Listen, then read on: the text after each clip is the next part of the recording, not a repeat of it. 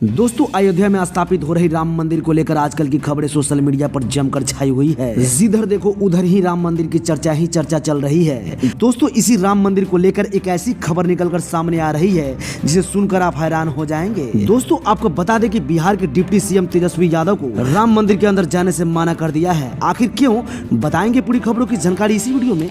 इससे पहले इस चैनल को सब्सक्राइब कर बेल आइकन घंटी को दबाकर इस वीडियो के साथ बने रहिएगा। दोस्तों, आपको बता दें कि इस राम मंदिर को लेकर योगी मोदी अपनी मार्केटिंग भी कर रही है। ऐसा मैं नहीं बोल रहा हूं, ऐसा बयान हमारे तेजस्वी यादव ने दिया है।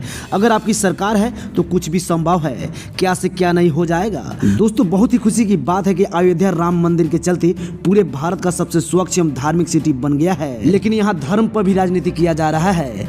दोस्तों, आपको बता दें कि तेजस्वी यादव ने साफ साफ शब्दों में मोदी, जोगी सहित बीजेपी की कई नेताओं को बहुत ही बड़ा बयान बोल दिया है कि राम मंदिर को लेकर इतना ज्यादा राजनीति करना भी ठीक नहीं है, क्योंकि हमारा भारत हिंदू राष्ट्र ही नहीं बल्कि धर्मनिरपेक्ष राष्ट्र है। यहाँ सभी को अपना अपना धर्म मानने का अधिकार है।